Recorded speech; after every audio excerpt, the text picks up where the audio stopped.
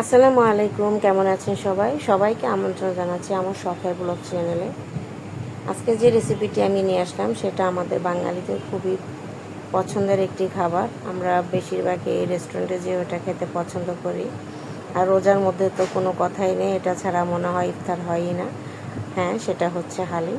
আর আজকে আমি আপনাদেরকে রেডিমেড হালিম মিক্স যে প্যাকেটটা পাওয়া যায় সেটা তৈরি করে দেখাচ্ছি। প্রথমে এখানে নিয়ে নিলাম 1 প্যাকেট হালিম মিক্সের প্যাকেট, নিয়ে নিলাম কিছু গরুর মাংস, পেঁয়াজ কুচি, কাঁচামরিচ কুচি, আদা কুচি, রসুন কুচি। তারপর একটা পাতিলে আমি পানি নিয়ে গরম করে নিলাম। আর এই গরম পানির মধ্যে যে হালিমের যে ডালটা পাওয়া যায় মিক্সারটা, সেই প্যাকেটটা সম্পূর্ণটা এই গরম পানির মধ্যে ঢেলে মিক্স করে ঢাকা দিয়ে রেখে দেবো একপাশে। আর অন্যদিকে চুলায় চড়িয়ে দিলাম পাতিলে তেল দিয়ে তেলটা যখন গরম হয়ে যাবে তখন দিয়ে দিলাম বেশ খানিকটা পেঁয়াজ। আমি পেঁয়াজ বেরেস্তা করব, তাই এখানে পেঁয়াজের পরিমাণটা আমি বেশি দিয়ে নিলাম। ততক্ষণই আমি ভেজে নেব যতক্ষণ না পর্যন্ত এটা ব্রাউন কালার চলে আসে।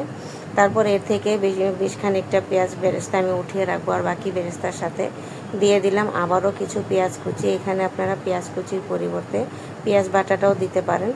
দিয়ে দেবো পানি, যেন আমার পেঁয়াজ বেরেস্তার এটা আরও ভাজা হলে পুড়ে না যায়। তারপরে দিয়ে দিলাম আদা রসুন বাটা। আর এখন দিয়ে দিচ্ছি কিছু গুঁড়া মশলা। এখানে আছে হলুদের গুঁড়া, মরিচের গুঁড়া, ধনিয়ার গুঁড়া, টালা জিরার গুঁড়া আর হচ্ছে পরিমাণ মতন লবণ আমি প্রথমে কমই দিছি, তারপরে আমি আবার রান্নার পরে চেক করে বাকিটা দিয়ে নিলাম। আর এখন দিয়ে দিলাম গরম মশলার গুঁড়া। সবগুলো মশলা যখন মিক্স করে নিলাম, আর মশলাটা কষানোর আগে আমি এখানে দিয়ে দিলাম হাড়গুলো। যেহেতু হাড়গুলো মাংসর থেকে সিদ্ধ হতে একটু সময় বেশি নেয়, তাই এই মশলাটা কষানোর সময় আমি হাড়গুলো দিয়ে দিলাম। আর আঁচটা করে দিলাম মিডিয়াম লো, যেন হাড়গুলো মোটামুটি সিদ্ধ হয়ে যায়। এই তো এখন আমি এর মধ্যে দিয়ে দেব বাকি যেই মাংসগুলো ছিল সেই মাংসগুলো। এখন এগুলো দিয়েও আমি ভালোভাবে মিক্স করে নিচ্ছি। আর যতক্ষণ পর্যন্ত হাড়টা একটু কষিয়ে নিলাম ততক্ষণে কিন্তু মাংসর সাথে সাথে দেখা গেছে হাড়টা সিদ্ধ হয়ে যাবে, কোনো সমস্যা হবে না। আর এখন দিয়ে দিলাম হালিম মিক্সের প্যাকেটে যে মশলার প্যাকেটটা থাকে সেই মশলার প্যাকেটের সম্পূর্ণ মশলা।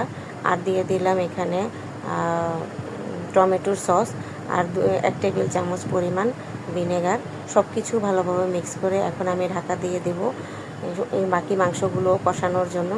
আমার মাংসগুলো মোটামুটি কষানো হয়ে গেলে এখন আমি একটু সামান্য এখানে গরম পানি দিয়ে দিব, যেন মাংসটা সিদ্ধ হয়ে যায়। কারণ মাংসটা ভালোভাবে সিদ্ধ না হলে দেখা গেছে ডালের সাথে দিলে, ডালগুলো যেহেতু আমি অলরেডি ভিজিয়ে রাখছি তাই ওটা সিদ্ধ হতে আমার বেশি সময় লাগবে না। তাই মাংসগুলোকে ভালোভাবে সিদ্ধ করে নিচ্ছি। এই তো আমার মাংসগুলোকে প্রায় 70% মতো সিদ্ধ হয়ে গেছে। আর দেখতে পাচ্ছেন এটা গ্রেভিটা খুব সুন্দর হয়েছে। তারপরে আমি যেই ডালটা ভিজিয়ে রেখেছিলাম মিক্সার ডালটা, সেটাকে একটু নেড়ে নিলাম, যেহেতু তলানিতে পড়ে জমে গেছে তাই একটু নাড়া দিয়ে সম্পূর্ণ ডালটা আমি এখন মাংসের সাথে ঢেলে দিলাম। দেওয়ার পর আবার এগুলোকে ভালোভাবে মিক্স করে এখন আমি পর্যাপ্ত পরিমাণ পানি দিয়ে দিব। আপনারা পছন্দ মতন পানিটা দিবেন, কারণ হালিম মিক্সটা অনেকেই খুব ঘন খেতে পছন্দ করেন, অনেকে একটু পাতলা।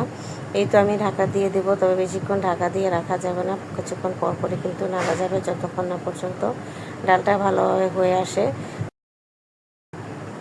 এখন আমার ডালটা সম্পূর্ণ হয়ে গেছে, আমি এই মুহূর্তে এই ঘনত্বে এটাকে নামিয়ে নেব। এখন দিয়ে দিচ্ছি রসুনটাকে ভালোভাবে আমি ভেজে নেব তেলের মধ্যে। আর এটা হচ্ছে আমার হালিম মিক্স রান্নার আসল আমি রান্নার সময় এটা দেই। আপনারা কে কে দেন সেটা আমাকে জানাবেন। আর এই বাগারটা দিলে কিন্তু হালিমের স্বাদটা অনেকাংশেই বেড়ে যায়। এখন দিয়ে দিলাম ধনিয়া পাতা কুচি। এই তো এখন পরিবেশনের পালা। পরিবেশনের সময় প্রথমে আমি ডালের মধ্যে কিছু হালিম মিক্স দিয়ে নিলাম, তারপর দিয়ে দিলাম পেঁয়াজ বেরেস্তা, ধনিয়া পাতা কুচি, কাঁচামরিচ কুচি, আদা কুচি এবং শসা কুচি,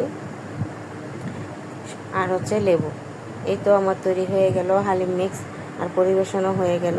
এখন খাবার পালা। আর আমি খাবার জন্য তৈরি করে নিয়েছিলাম গরম গরম রুটি বা পরোটা, যে যেটা দিয়ে পছন্দ করেন। রান রুটি দিয়েও কিন্তু খারাপ লাগে না। ধন্যবাদ সবাইকে আমার সম্পূর্ণ ভিডিওটি দেখার জন্য।